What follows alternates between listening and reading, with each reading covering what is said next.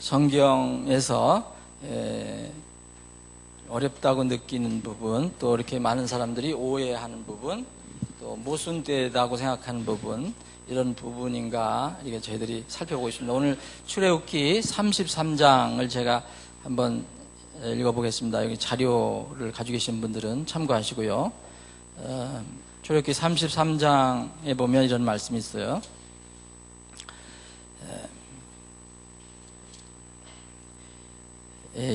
이제 여기 그 33장 전체는 모세와 주님과의 대화가 주로 많이 기록되어 있는데, 모세가 이제 주님의 그 영광을 보기를 원했어요. 주님께서 이제 모세를 쓰시고 모세에게 이런 것을 주시고 알려주시고 했다는 여러 가지 말씀하셨을 때, 너와 함께 간다, 내 앞에 간다 이렇게 하셨을 때 모세는 주님의 영광을 보기를 원했습니다. 18절에 보면 모세가 이르되 간청하오니 주의 영광을 내게 보여주소서 하매 그분께서 이르시되 내가 내 모든 선함을 네 앞에 지나가게 하고 주의 이름을 내 앞에 선포할 것이요 또 은혜를 베풀 자에게 은혜를 베풀고 긍휼을 베풀 자에게 긍휼을 베풀리라 하시고, 또 이르시되 나를 보고 살 자가 없을 터이므로 내가 내 얼굴을 보지 못하리라, 이런 말씀이 있어요. 그리고 23절에 보면 이제 내 손을 거두리니 네가 내 뒷부분을 보되 내 얼굴은 보지 못하리라 하시니라. 자, 이제 여기서 특별히 이제 이 18절에 나를 보고 살 자가 없을 터이므로 네가 내 얼굴을 보지 못하리라, 이런 말씀을 이제 하나님께서 직접 모세에게 하신 말씀이거든요. 자, 하나님을 보면 살 수 없다는 것이 성경의 가르침입니다. 그런데 또 성경은 동시에 곳곳에서 하나님의 사람들이 이렇게 하나님을 보았다라는 성경 기록이 있습니다. 이런 구절들을 우리가 어떻게 이해해야 될 것이냐. 하나님께서 분명히 나를 보고 살 자가 없는데, 그래서 너희들이 내 얼굴 볼 수 없다고 그랬는데 그렇게 하나님을 보았다고 한 사람들은 그럼 어떻게 된 것이냐. 그래서 이거에 관해서 또 의문을 갖는 사람도 있고, 이것 때문에 또 성경이 앞뒤가 맞지 않는다 이렇게 얘기한 현대의 자유주의 이렇게 관으로 성경을 보는 사람들이 있습니다. 분명하게 여기 출애굽기 33장에 20절에 있는 말씀은 하나님께서 말씀하신 것이고, 또 우리가 신약 성경을 봐도 그런 말씀이 있습니다. 요한복음 1장 18절에 보면 어느 때나 아무도 하나님을 보지 못하였을 때나 그랬어요. 아무 때나 어느 때나 누구도 하나님을 직접 보지 못했다라고 기록이 되어 있습니다. 그리고 바울 사도가 이 디모데에게 보낸 목회 서신에서도 아주 더 명백하게 이것을 기록을 해놨어요. 디모데전서 1장 17절에 보면 이제 영원하신 왕 곧 죽지 아니하시고 보이지 아니하시고 그랬어요. 보이지 아니하시고 홀로 지혜로우신 하나님께 존귀와 영광이 영원봉토로 있기를 원하노라. 아멘. 같은 디모데전서 6장에 보면 더 구체적으로 얘기합니다. 오직 그분께만 죽지 아니함이 있고 그분은 아무도 접근하지 못할 빛에 거하시며 아무도 그분을 보지 못하였고 또 볼 수도 없나니. 그래서 타협의 여지가 없습니다. 보지 못하는 것뿐만 아니라 볼 수도 없다. 왜냐하면 하나님의 얼굴을 보면 누구든지 죽기 때문이다. 그래서 이런 그 말씀을 종합해 보면 이 피조물 특히 사람이 하나님을 직접 얼굴을 본다면 살지 못하는 것이 분명합니다. 그래서 모세도 이제 시내산에 올라가서 하나님의 율법을 받을 때에 얼굴을 가렸다는 표현도 있고요. 그런데 그 빛이 너무 강해서 이 백성들이 자기는 몰랐지만 산에서 내려왔을 때 모세 얼굴에 빛이 있다는 것을 발견하게 되죠. 피조물 인간이 하나님을 직접 보지 못하는 것은 분명히 사실입니다. 그런데 성경에 보면은 곳곳에 보았다라는 말이 있어요. 여러분 이런 것을 질문해 오거나 또 누가 이렇게 의심을 가질 때 어떻게 여러분들이 설명을 할 수 있겠습니까? 몇 가지 예를 들어보겠습니다. 야복강 강에서 이렇게 주의 천사와 씨름했던 그 야곱 여러분 아실 겁니다. 그런데 나중에 다 끝나고 나서 창세기 32장에 보면 내가 얼굴을 마주대하여 하나님을 보았으나 내 생명이 보존되었다라고 이렇게 고백하는 장면이 나옵니다. 그러니까 이게 야곱도 잘 알고 있었죠. 하나님의 얼굴을 직접 보면 죽는다, 살 수가 없다. 그래서 내가 얼굴을 마주대해서 하나님 봤다. 근데 내 생명이 보존되었다라고 놀랍게 고백을 합니다. 또 출애굽기 24장을 보면 이 모세 그리고 아론 그리고 아론의 두 아들 그리고 이스라엘의 리더들 장로들 그리고 이스라엘의 또 리더들 귀족들이 하나님을 보았다라고 거기 기록이 되어 있습니다. 하나님을 보았다. 그리고 또 특히 모세는 하나님과 얼굴을 마주대하여 대화를 나눴다고 기록된 데가 여러 군데 나옵니다. 모세는 하나님과 얼굴을 대하여 이렇게 대화를 나눴다. 또 사사기를 보면 삼손의 아버지 마노아하고 어머니도 하나님을 보았다고 거기 자기들이 이렇게 기록을 이렇게 고백을 하는 게 나옵니다. 그리고 이게 대언서를 쭉 보면 이사야도 하나님을 내가 보았다, 다니엘도 내가 하나님을 보았다라고 기록이 되어 있습니다. 자, 이런 서로 모순된 것처럼 보이는 이것들을 어떻게 이렇게 해야 될 거냐? 그럼 우선 우리가 지금 제시된 그런 그 사례에서 이사야와 다니엘의 경우 분명히 보았다 그랬거든요. 근데 그것을 잘 보시면 대개 대언서에는 거의 다 환상으로 보게 됩니다. 이게 그 이사야서 전체가 이사야 대언자가 본 것은 하나님께서 직접 이사야의 육안으로 보여주신 것이 아니고 환상을 통해서 보여주셨습니다. 잘 때 그 상상 속에서 환상 속에서 보여주셨던지. 그래서 여기 보면 이사야서 1장 1절을 전부 뭐라고 그랬냐면 그 이사야 대언의 그 내용을 환상 계시라 그렇게 기록이 되어 있습니다. 환상 계시. 그러니까 하나님 직접 만난 것이 아니죠. 다니엘서도 마찬가지입니다. 다니엘서 7장 9절에 하나님 보았다, 하나님 뭘 본 것처럼 기록이 되어 있는데 거기에 7장 1절에 보면 이 다니엘이 꿈을 꾸며 자기 생각 속에서 본 환상이라고 기록이 되어 있습니다. 그래서 이런 것을 보면 환상을 통해서 본 것이니까 다니엘이라든지 이사야라든지 이런 대언자가 기록한 것은 큰 문제가 되지 않습니다, 여러분. 자, 근데 삼손의 아버지 마노아하고 그 어머니는 어떻게 됐냐? 그 마노아가 이렇게 이야기합니다. 우리가 하나님을 보았잖냐? 그런데 우리가 반드시 죽을 것이다. 우리가 이렇게 알고 있는데 사사기에 보면 13장 22절에 나와요. 우리가 하나님을 봤으니까 반드시 죽을 것이다. 전서부터 그런 말씀이 있었으니까. 근데 이것은 거기 여러분 잘 읽어보시면 사사기를 한번 보십시오. 사사기 13장을 보면 이게 이제 삼손의 등장 전에 그 삼손의 아버지, 어머니에 관련된 그런 내용입니다. 거기에 보면 13장 22절에 보면 분명히 그렇게 얘기하잖아요. 우리가 하나님을 보았으므로 반드시 죽는다 라고 얘기했는데 그 말씀을 앞뒤를 이렇게 잘 이렇게 읽어보시면 하나님을 직접 보았다는 뜻이 아니고 주의 천사를 보았다 그런 이야기입니다. 거기에 보면 15절에 보면 뭐 3절서부터 계속 나오는데 15절에 보면 마노아가 주의 천사에게 이르되 그랬잖아요. 주의 천사.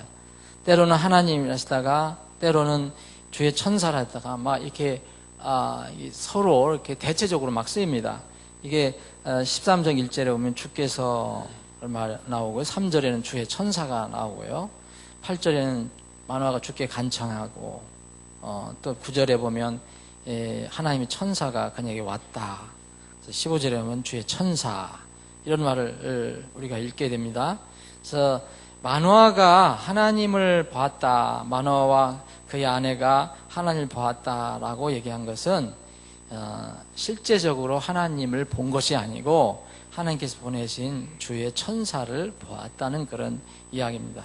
그럼 여기 구약에서 주의 천사, 하나님의 천사, 특히 주의 천사라고 명명된 곳에는 여러분들이 그 앞뒤를 읽어보시면 하나님과 같이 이렇게 대체적으로 쓰이는 것을 볼 수 있습니다. 주의 천사였다가 하나님이랬다가. 근데 이것은 우리가 그렇게 믿는 거죠. 여기 마노아 부부에게 나타난 주의 천사는 분명히 하나님이라고도 쓰이고 주의 천사라도 쓰이는데 하나님이신 예수 그리스도께서 이제 성육신 이전에 나타나신 것으로 우리가 많이 생각을 합니다. 여러분, 예수 그리스도께서 영원 전서부터 계신 하나님 말씀이라는 것을 아시면, 여러분 삼위일체 교리를 이해를 하시면 충분히 그거는 문제가 되지 않습니다. 그래서 이것을 이제 신학적인 용어로는 그리스도의 현현 혹은 이 하나님의 현현 그렇게 얘기합니다. 하나님께서 사람들이 사람의 육안으로 볼 수 있게끔 육신의 몸을 입고 나오신 것, 나타나신 것을 바로 하나님의 현현, 그리스도의 현현이라고 합니다.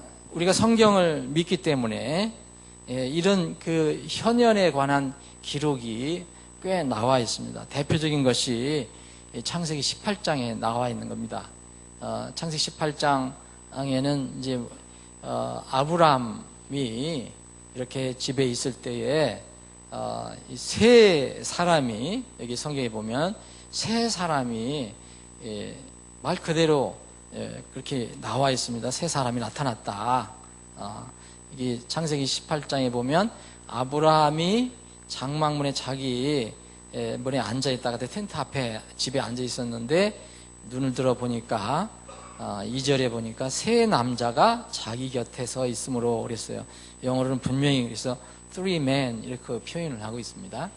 그래서 세 남자가 이렇게 나타났다. 근데 이 아브라함은 분명히 영적인 눈이 그때 있었을 거예요. 그러니까 이 세 남자를 보고 장막문에서 달려가서 그들을 맞이합니다. 그리고 그 몸을 숙이고 이렇게 얘기하죠. 이게 3절에 보면 내 주여, 내 주여 이렇게 나오잖아요. 내 주여, 이제 내가 주의 눈앞에서 이렇게 쭉 하니까 이렇게 쭉 읽어보시면 이렇게 이 아브라함에게 이제 약속을 해주시는 게 있어요.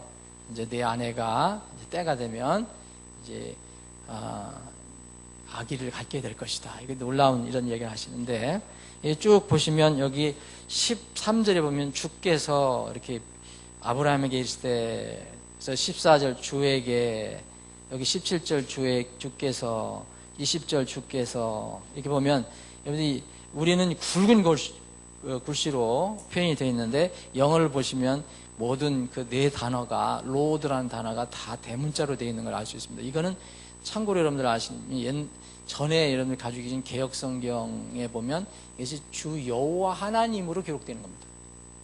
그러니까 여기서 지금 여러분들 구약 성경을, 개혁 성경을 여러분들 지금이라도 확인해 보시면, 예를 들어 13절에는 주 여호와께서로 이렇게 되어 있을 겁니다, 아마.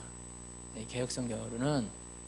그러니까 주께서 14절 주 여호와 하나님께서, 주 여호와 하나님께서 17절.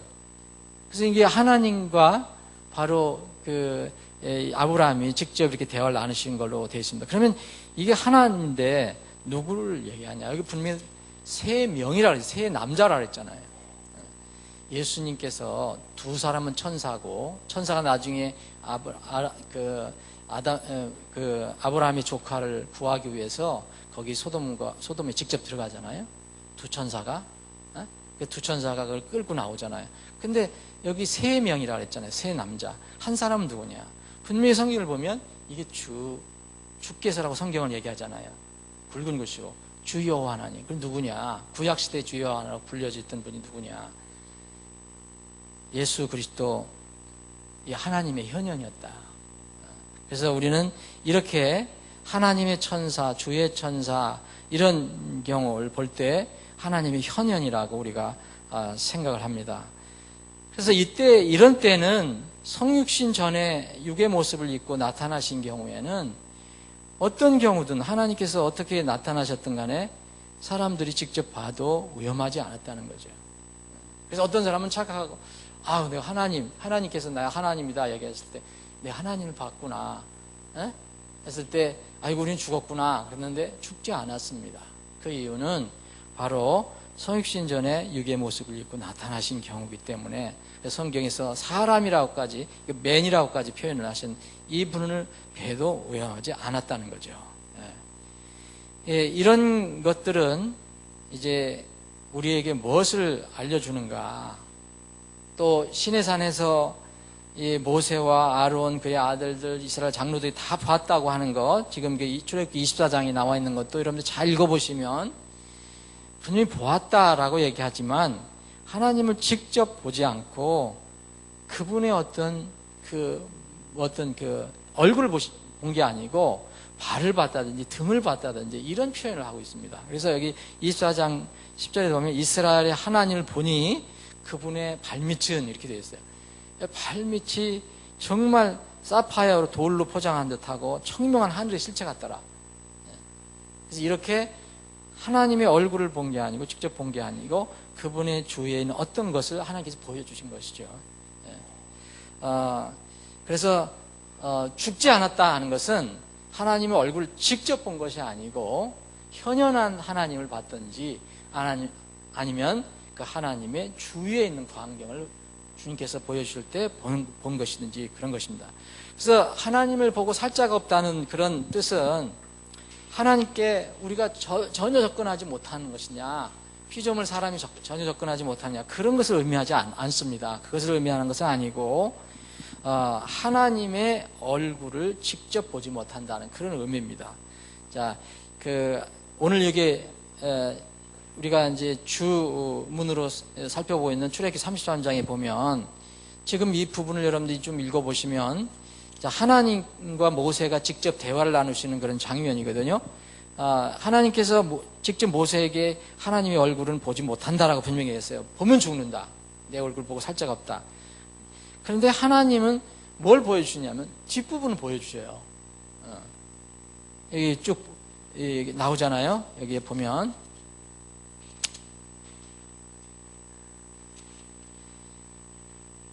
자, 내 얼굴을 보고 살 자가 없다. 그러니까 주님께서 이르시되 내 옆에 한 곳이 있으니 너는 반석 위에 설지니라. 내 영광이 지나갈 때 내가 너를 그 반석 틈에 두고 내가 지나가는 동안 내 손으로 너를 덮겠다. 덮고 있다가 내 손을 거둘 때 그때 내가 내 뒷부분을 볼 것이다 라고 모세에게 얘기를 해 주십니다. 그래서 하나님께서 얼굴은 보지 못하지만 나의 뒷부분은 볼 수 있다고 말씀하셨습니다. 모세가 하나님께 영광을 보여달라 했던 것은 하나님께서 이게 어떻게 하나님께서 이해를 하신 거냐면 내 얼굴을 보여달라고 한 것으로 이해하신 것이죠. 그래서 하나님께서 내 얼굴을 너에게는 보여줄 수 없다. 왜냐하면 살자가 없기 때문에. 그래서 모세에게 뭔가를 보여주시는데 이렇게 보여주시겠다 해서 이제 세워놓으시고 모세를 덮죠. 주님께서 지나가실 때 덮고 얼굴을 보지 못하도록 하시고 난 뒤에 손을 뗀 뒤에 주님의 뒷모습만 보여주셨다고 여기 기록이 되어 있는 겁니다.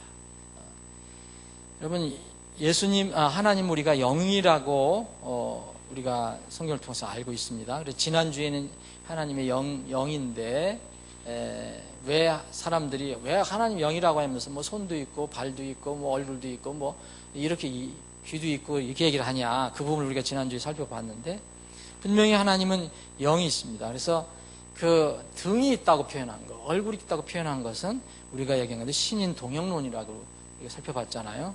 이런 어떤 수사법의 표현이다. 이 하나님의 뒷부분을 보여주셨다. 여기서 뒷부분을 보여주셨다고 그랬는데 back past parts라고 그랬는데 이것은 몸의 부분뿐만 아니라 하나님의 영광의 한 뒷부분, 잔존 효과까지 있다. 이것을 하나님께서 하나님 영광의 효과를 남겨놓으신 그 후광을 보여준 것이라고 그렇게 생각을 합니다. 자, 이 부분에 대해서 이제 많은 사람들이 또 의심을 가질 수 있겠지만, 우리는 구원받은 우리 그리스도인들은 이것을 어떻게 적용을 하면 좋겠냐, 삶 속에서. 우리는 지금 하나님의 얼굴을 볼 수 없습니다. 여러분들이 하나님의 얼굴을 보거나 하나님이 직접 음성을 듣는다면 여러분들이 신앙생활이 어떻게 되어야 될지 잘 모르겠습니다. 그런데 하나님 결코 그렇게 하시지 않습니다. 그래서 사실 믿음은 보이지 않는 것을 믿는 것이라 했습니다.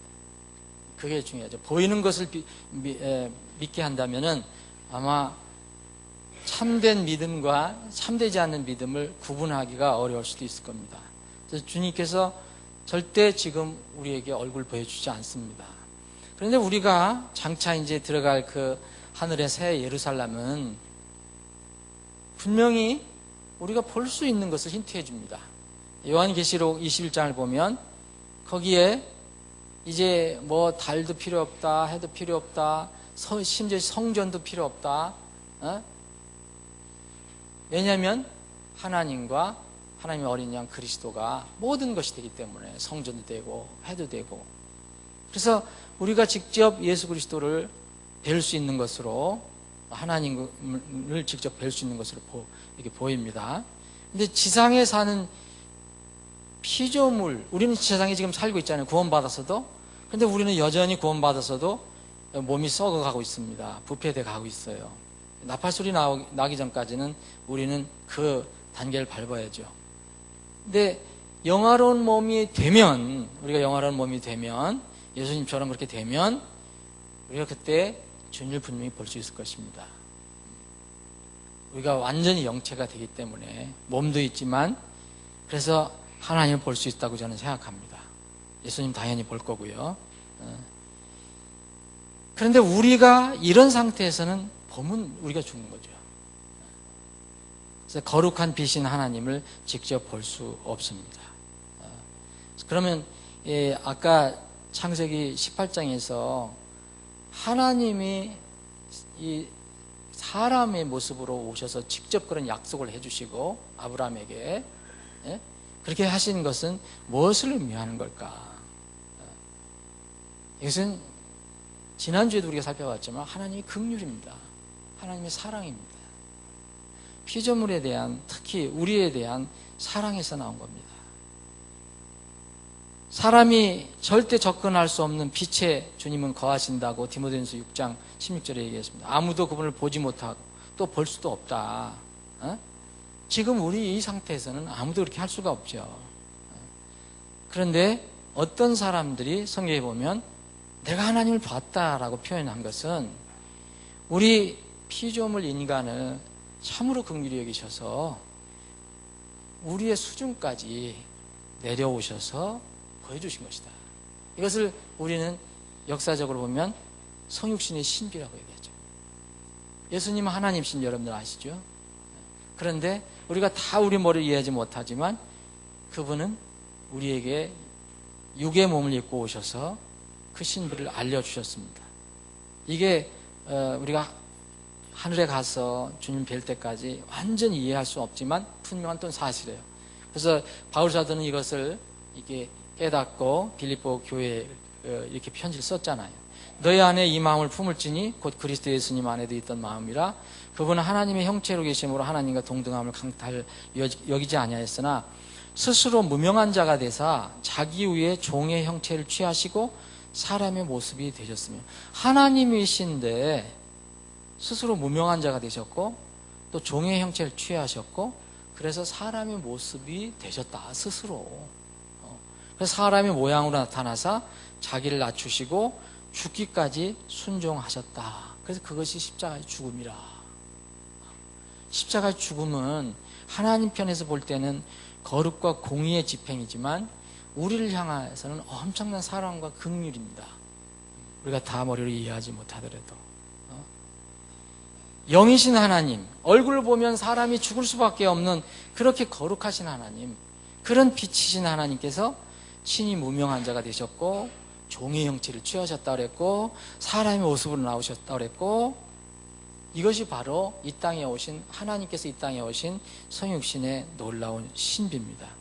여러분들 머리로 다 이해할 수 있겠습니까? 저도 다 모릅니다. 이 성육신의 신비는 정말 성경에 기록되어 있고 하나님께서 말씀하셨으니까 우리가 믿는 것이지, 여러분들이 논리적으로 이해를 해서 다 믿습니까? 이건 정말 신비고 정말 놀라운 경입니다. 믿는 자에게만, 믿는 자, 눈이 열린 사람들에게만 가질 수 있는 복입니다. 그래서 우리가 이런 하나님의 놀라운 사랑과 긍휼을 알게 된다면, 이 사람을 향한, 이 피조물을 향한 이 사랑과 긍휼을 알게 된다면, 유일하게 우리가 지금 하나님 볼 수도 없고요, 들을 수도 없는데 하나님께서 유일하게 남겨주신 말씀에 대해서 우리가 어떤 태도를 취해야 될 것이냐, 아주 그것은 명약관합니다. 정말 거듭난 성령을 가지고 있는 사람은, 정말 이 안에 성령님이 역사하는 그런 사람들은 유일하신 하나님을 우리가 발견할 수 있고, 만날 수 있고, 교제할 수 있고, 이해할 수 있고, 믿을 수 있는 그 성경 말씀을 읽을 때마다 우리의 제한된 머리로다 자꾸 이것을 판단하거나 연구하는 건 좋지만, 하나님의 말씀에 의구심을 받거나 조그만 이 지식으로다가 이게 잘 됐니 못 됐느니 이렇게 이야기하는 것이 얼마나 무서운 일인가. 거듭난 사람들은 정말 그렇게 안 합니다. 여러분, 이 시대에 그 대단한 그 성경적인 학자, 뭐 신학교도 있고요, 예, 주위에 많잖아요. 뭐 대단한 학자들이 많은데 이 사람들이 보면 엉뚱한 이런 이야기를 하잖아요. 머리는 대단히 좋잖아요. 뭐 예수님이 성령 잉태된 게 아니니 뭐 그런 게 있을 수 있는 현대 과학으로는. 근데 이 사람들이 불신자가 아니거든요. 다 기독교인이라고 하는 사람들 안에 범죄에 들어가 있습니다. 그게 무서운 거예요. 이런 사람들이 과연 진정으로 거듭났겠느냐? 저는 아니라고 생각합니다. 진정으로 거듭난 사람은 무엇을 논리적으로 알아서 거듭나는 게 아니거든요. 말씀을 통해서 그대로 믿고 변화받은 사람이잖아요. 그러면 하나님 말씀을 자기들이 어떤 머리로다가 이렇게 판단하는 대신 하나님의 말씀을 경외의 대상으로 삼죠.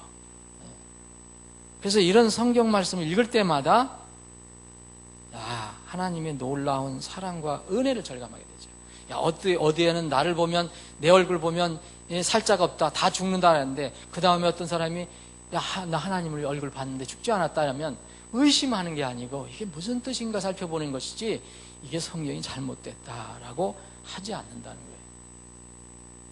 이 다윗은 시편을 많이 기록을 했는데, 이 다윗은 이렇게 고백을 합니다. 하나님 말씀이 자기가 먹는 꿀보다 더 달다. 이걸 어떻게 이해를 할 수 있을까? 여러분도 지금 맨날 그런 건 아니지만 어느 한 순간이 있었을 거예요. 과거에 아름다운 순간이 있었을 것이고 앞으로도 또 있을 수도 있을 겁니다. 어느 한 순간 정말 어려웠을 때 하나님의 말씀이 너무 꿀처럼 와닿을 때가 있었을 것입니다. 이 시편 기자는 그걸 고백하고 있어요. 시편 19편, 119편 보면 너무 하나님의 말씀이 꿀보다 더 달다라고 고백을 했습니다. 주님의 입에서 나오는 말씀, 주님의 법, 주님의 명령, 이것은 수많은 금은보다 좋다. 수많은 금보다 좋고 정금보다 내 더 사랑한다라고 이렇게 고백을 합니다. 시편 기자가 많이 하잖아요. 19편 10절, 119편 103절, 119편 72절, 127절. 그런데 과연 우리는 어떠냐? 정말 우리는 우리의 머리로, 알량한 머리로 성경을 판단하거나 하나님께서 말씀하신 것을 이렇게 분석하거나 그렇게 하지 않는가? 우리를 구원해 주시기 위해서 피천한 몸으로 이렇게 정말 낮아지셔서 스스로 그렇게 하셨고, 그렇게 오신 그 주님, 정말 그래서 그분이 그렇게 해서 우리의 죄를, 불법을 다 정리하셔서 그 피로 다 깨끗이 정리하셔서 제거하셔서 우리가 더 이상 이제 죄의 그 무거운 그 형벌에서 더 이상 허덕이지 않아도 되는데, 이런 놀라운 그 은혜를 우리에게 주신 그 주님을 정말 사랑하는가? 그리고 그 주님께서 말씀하신 말씀을 정말 사랑하는가? 우리는 앞으로 주님께서 오실 때에 주님께서 내가 한 말로 너희들을 심판하리라고 말씀하셨기 때문에 이 말씀은 분명히 지켜질 것입니다.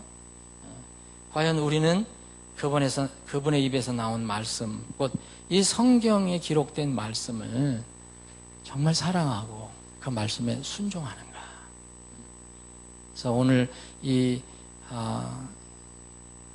내 얼굴을 보고 살 자가 없다. 그런데 어떤 사람들은 이렇게 보고 살았다라고 이렇게 표현된 이런 성경 구절을 우리가 잘 이해할 때에 하나님의 그 사랑과 그 은혜를 더 깊이 생각해 볼 수 있는 귀한 시간이다라고 생각합니다.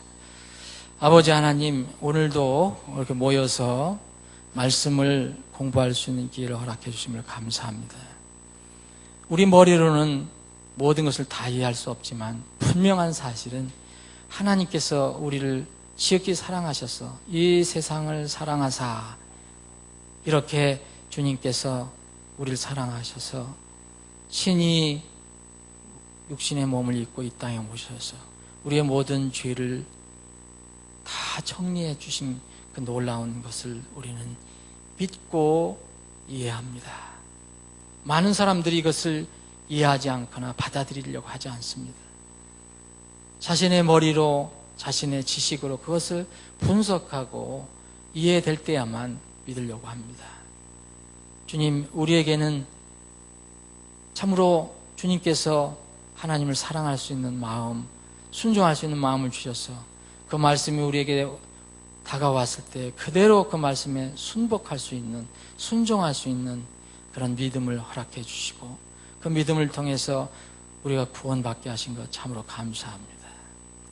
오늘도 이런 구원의 기쁨과 감격 감사로 말씀 앞에 부복하는 심령으로 종일토록 주님을 찬양하고 경배하기를 원합니다.